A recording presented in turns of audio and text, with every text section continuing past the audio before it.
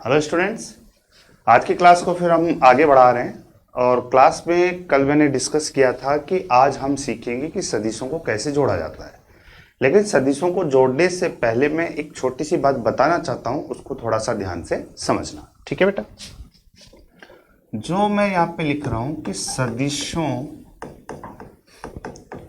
के बीच कोण, यानी पहले हमें यह पता होना चाहिए कि दो सदिशों के बीच में हम कोण कैसे निकालते हैं। जब तक हमें यह नहीं पता कि सदिशों के बीच में कोण कितना है तो हम योग को नहीं सीख पाएंगे। तो इसके लिए बेटा दो बातें समझनी है, वो समझिए। देखो, फर्स्ट वाले डायग्राम में और सेकंड वाले डायग्राम में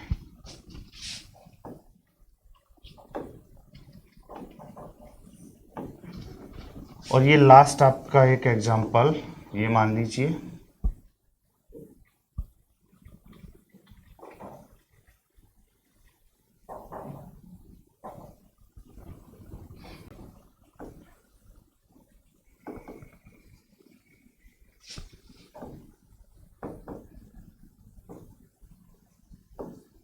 ये होना बेटा, देखो मैंने आपको बोला था कि कोई भी सदिश होता है, कोई भी सदिश जो होता है उसमें दो चीजें होती हैं। कौन कौन सी? एक तो होती है बेटा उसकी पूंछ और एक होता है उसका सिर। ठीक है, तो इस डायग्राम में पहले वाले में क्या देख रहे हैं आप कि पहले सदिश का और दूसरे सदिश का दोनों के यहां पे क्या मिल रहे हैं बेटा? सिर मिल रहे हैं, सिर मिल रहे हैं। दूसरे वाले डायग्राम में क्या देख रहे हो बेटा? इसमें पहले वाले सदिश का और दूसरे वाले सदिश की क्या मिल रही है बेटा? पूंछ मिल रही है। तीसरे और चौथे में आप क्या देख रहे हो बेटा? कि पहले वाले सदिश का सिर और दूसरे वाले की पूंछ यहां पर मिल रही है। चौथे वाले में क्या देख रहे हो कि पहले की पूंछ और दूसरे का सिर यहां पे मिल रहा है। तो ध्यान रखना बेटा, जब भी head to head, head to head या टेल टू टेल, मतलब पूंछ को हम टेल बोलेंगे, सिर को हम हेड बोलेंगे। यानी यहां पे टेल टू टेल, यहां हेड टू हेड और यहां टेल टू टेल। तो जब भी हेड टू हेड मिलेगा या टेल टू टेल मिलेगा तो उनके अंदर वाला जो एंगल होगा वही उन सदिशों के बीच का कोण होगा। बात समझ में आ गई कि जब दो सदिशों के हेड से हेड मिले या टेल से टेल मिले तो उनके अंदर वाला जो कोण होता है वो उन सदिशों के बीच का कोण होता है। ठीक है, इस वाले में बेटा क्या हो रहा है कि एक जगह सिर मिल रहा है, एक जगह पूंछ मिल रही है। तो आप क्या करोगे कि जो सदिश तीर का चिन्ह लेके आगे बढ़ रहा है उसको थोड़ा सा आगे बढ़ा दीजिए, ऐसे आगे बढ़ा दिया तो इसमें जो बाहर की तरफ कोण बन रहा है वही कोण आपका सदिशों के बीच का कोण है। ठीक है बेटा, सेम इसके अंदर ये शीर्ष आगे आ रहा है तो इसको आप आगे बढ़ा दीजिए तो ये वाला जो कोण बनेगा इसमें ये वाला कोण होगा। ठीक है, तो जब भी हेड से टेल मिलेगा तो कोण कहां देखना है बेटा? बाहर। और जब ये कंडीशन बनेगी तो कोण कहां देखना आपको? अंदर। बस इतनी सी बात आपको ध्यान रखनी है कि जब दो सदिशों के हेड से हेड, टेल से टेल मिले तो उनके अंदर वाला कोण आपको थीटा मानना है। ठीक है, और जब एक सदिश का हेड दूसरे सदिश के टेल से मिलेगा तो उनके जो बाहर की तरफ कोण दे रखा है उसको आपको मानना है। ठीक है, इसको नोट कर लेना, फिर अपन आगे बढ़ते हैं। अब अगला टॉपिक जो अपना स्टार्ट होगा वो है बेटा सदिशों का योग। सदिशों का योग, देखो बेटा बीज गणित में योग करते हैं तो सिंपल तरीके से हम जोड़ देते हैं, जैसे 2 + 3 5 होता है, 4 + 3 7 होता है। लेकिन सदिशों में ऐसा नहीं होता है। इसके पीछे वजह क्या है कि यदि दो सदिश ए वेक्टर व बी वेक्टर हैं, दो सदिश ए वेक्टर व बी वेक्टर हैं तो इनका परिणामी सदिश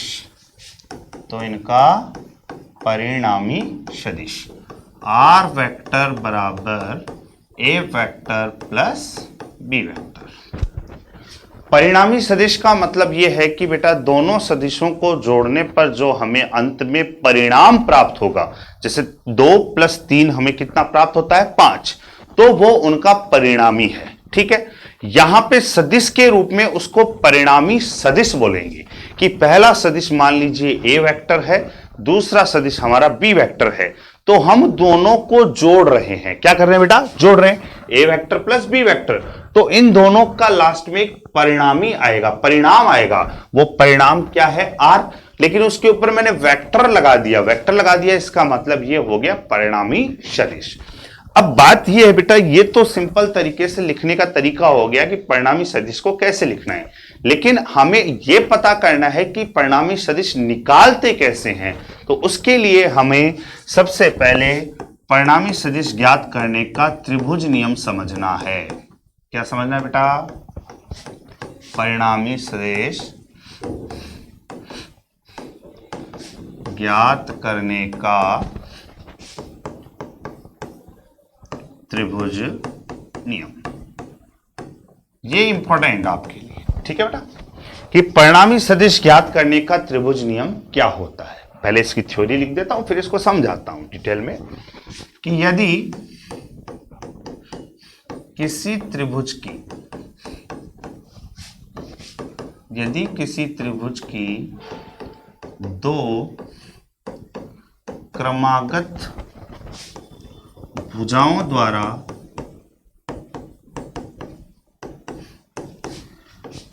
दिए गए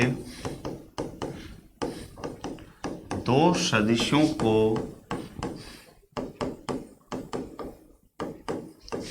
निरूपित किया जाए,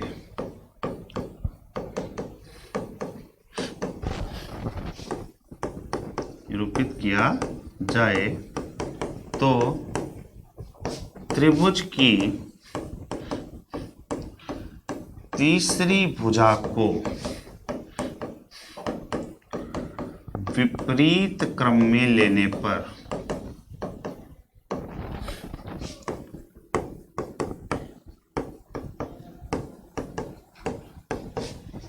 प्राप्त सदिश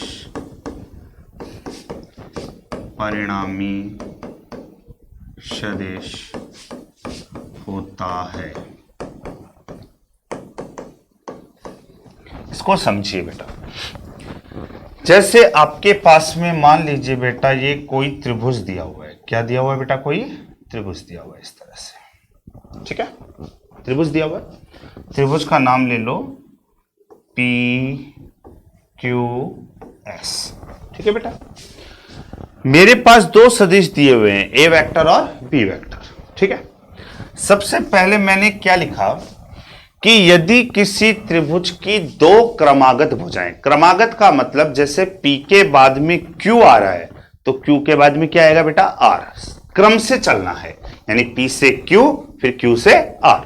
तो जैसे मान लीजिए, तो यदि किसी त्रिभुज की दो क्रमागत भुजाओं द्वारा, यानी दो क्रम से भुजा ले लो, जैसे मान लो मैंने पहली भुजा ले ली PQ और दूसरी ले ली बेटा QS।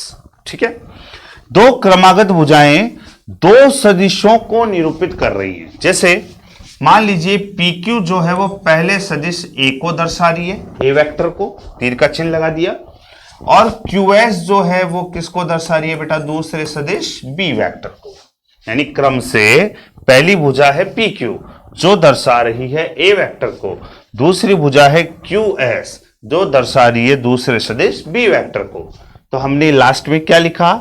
त्रिभुज की तीसरी भुजा को विपरीत क्रम में ले। अब विपरीत क्रम में लेने का मतलब पहले P से Q चले, Q से S चले।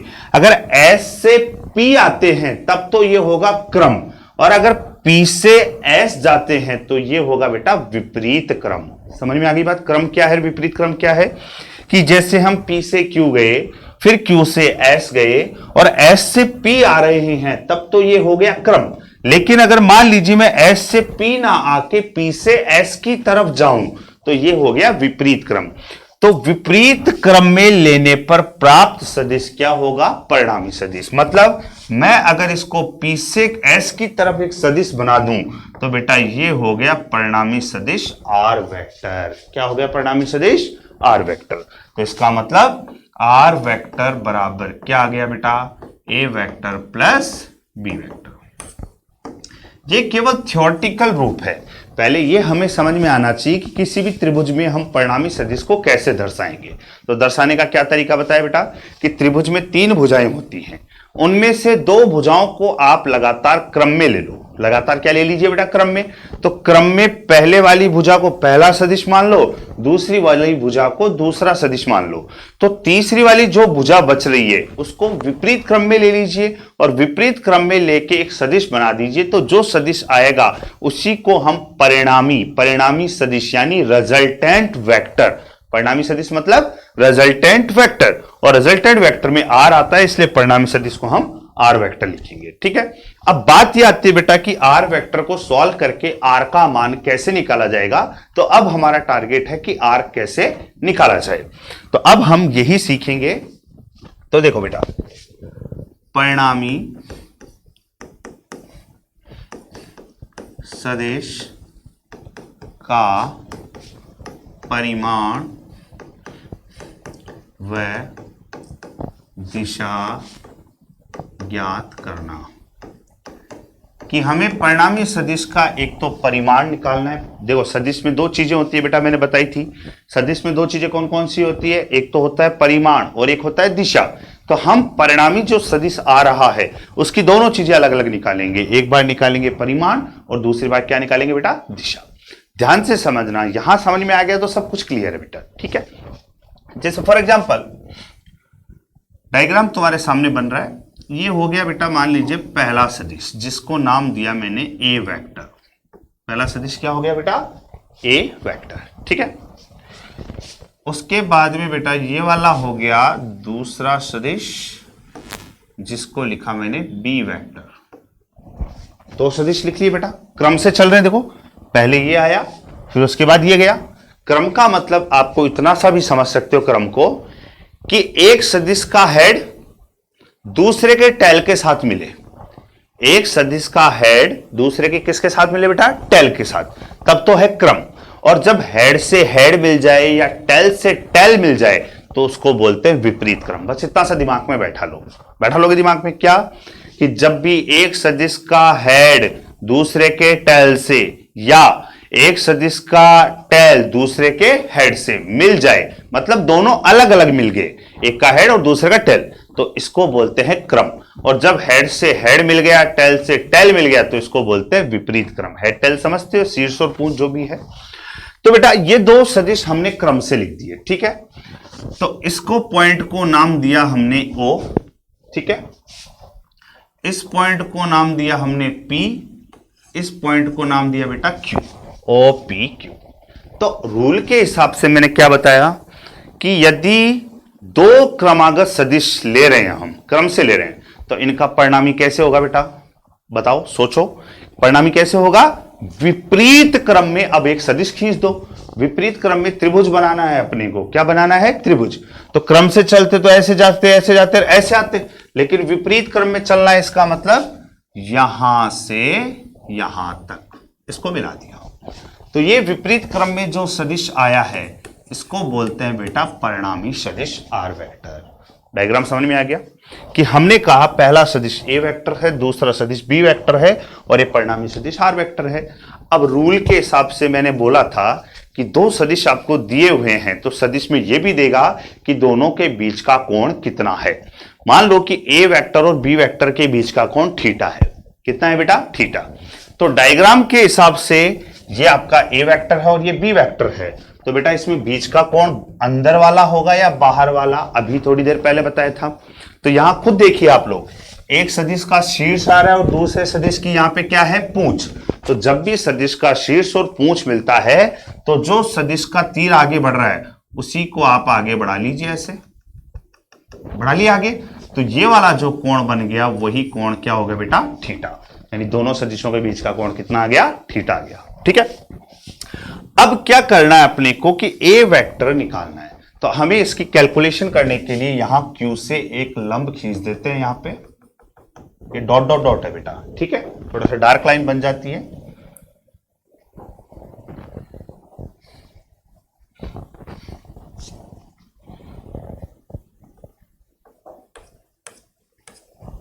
ये आपने एक लंब खींच दिया और लंब मान लीजिए कितना हो गया एस, क्यू एस। ठीक है, माना दो सदिश ए वेक्टर व बी वेक्टर है जिनके बीच का कोण थीटा है। इन सदिशों का परिणामी सदिश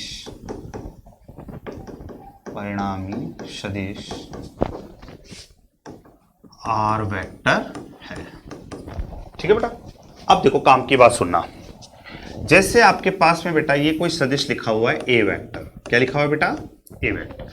तो ध्यान रखना कि इस ए वेक्टर में यहां से यहां तक की जो लंबाई है, यहां से यहां तक की जो लंबाई है वो होता है सदिश का परिमाण।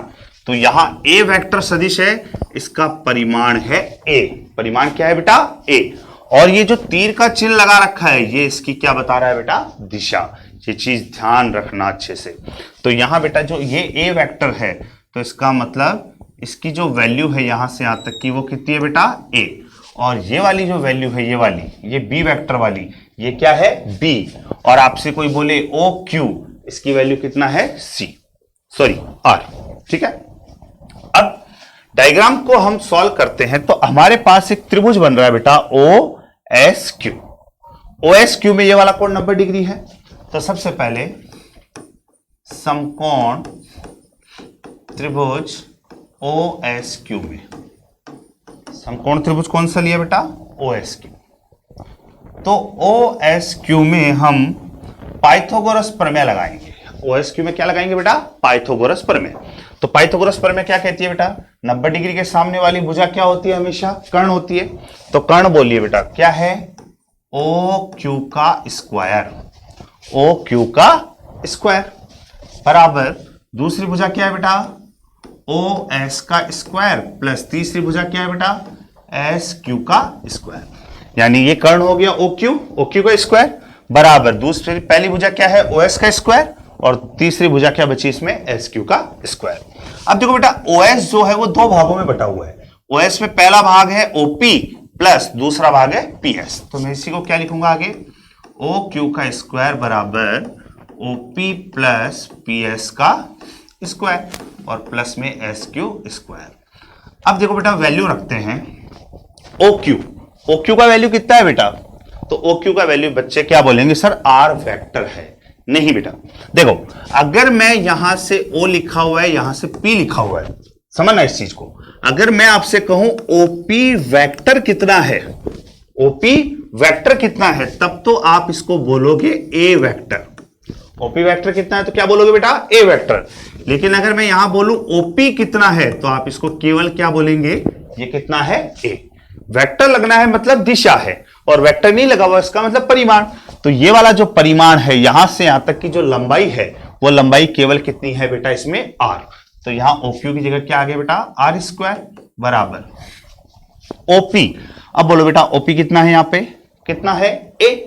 तो ए प्लस पी एस, अपने को पी एस का वैल्यू नहीं पता तो इसको ऐसे कैसे रहने दो प्लस एस क्यू का वैल्यू भी नहीं पता इसको ऐसे कैसे रहने दो समीकरण नंबर 1 डाल दो। अब हमारे लिए इसमें एक तो पी एस अज्ञात है और एक एस क्यू अज्ञात है। तो हमारा टारगेट जो है वो अब यही रहेगा कि एक तो पी एस निकाला जाए और एक एस क्यू निकाला जाए। तो पी एस और एस क्यू कैसे निकालेंगे बेटा। अब आपके सामने एक छोटा सा त्रिभुज दिख रहा है आपको ये वाला, इसमें ध्यान से समझिए ये थीटा है, ये वाली साइड बी है, ये पी है, ये एस और ये क्यू है। आपने 10th क्लास में पढ़ा होगा लाल बट्टे कक्का पढ़ा था ना। तो आपको पता है कि जब एक भुजा ज्ञात हो दूसरी निकालनी हो तो आप आराम से निकाल सकते हो लाल बट्टा कक्का लगा के। तो जैसे मान लो ये आपके सामने 90 डिग्री के सामने क्या है कर्ण मालूम है। एक बार आपको आधा निकालना है एक बार लंब निकालना है। ठीक है बेटा। तो सबसे पहले साइन थीटा बराबर क्या होता है लंब बटे कर्ण। तो बेटा थीटा के सामने लंब बोलो क्या है एस क्यू। लंब क्या है बेटा एस क्यू और कर्ण कितना है बेटा पी क्यू। तो यहां से एस क्यू बराबर वज्र गुणा कर दो P Q into sine theta तो पी क्यू का वैल्यू बोलो बेटा कितना है डायग्राम में, पी क्यू कितना है बी, तो ये आ गया बी इंटू साइन थीटा, समीकरण नंबर 2। एंड सेम ऐसे कॉस थीटा निकालोगे तो आधार बटे कर्ण। अब बोलो बेटा आधार कितना है इस डायग्राम में, पी एस बटे कर्ण, कर्ण क्या है बेटा पी क्यू। तो आपको यहां पे पी एस निकालना है, तो पी एस बराबर आ गया P Q into cos theta, यानी पी क्यू का वैल्यू क्या है बेटा बी कॉस थीटा। ये हो गया समीकरण नंबर आपका 3, यानी आपको दोनों वैल्यू मालूम पड़ गई। तो समीकरण 2 व 3 का मान 1 में रखने पर, 2 और 3 का मान 1 में रख दीजिए, तो रखोगे तो क्या आएगा बेटा आर स्क्वायर बराबर ए प्लस पी एस का वैल्यू बोलो बेटा, सॉरी कुछ गलत लिख दिया मैंने, यहां पे पी क्यू नहीं आएगा, यहां पे P S, sorry P S equals to, दोबारा से देखिए बेटा, यहां पे कर्ण क्या था पी क्यू, तो मैंने यहां पे P S by P Q ना लिख के गलत लिख दिया था, इसलिए मिस्टेक हो गया। तो यहां से पी एस बराबर क्या आया बेटा पी क्यू कॉस थीटा, यानी पी एस बराबर आएगा पी क्यू का वैल्यू क्या है बेटा B cos theta.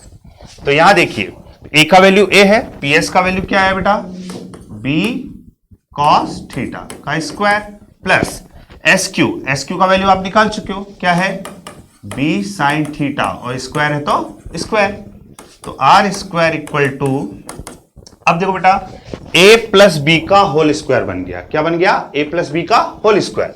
a plus b का होल स्क्वायर क्या होता है a square plus B square plus 2ab, इसका मतलब a square plus B square cos square theta plus 2ab, b की जगह क्या आ रहा है बेटा b कॉस थीटा, प्लस इसका स्क्वायर करोगे तो क्या आएगा b square sine square theta.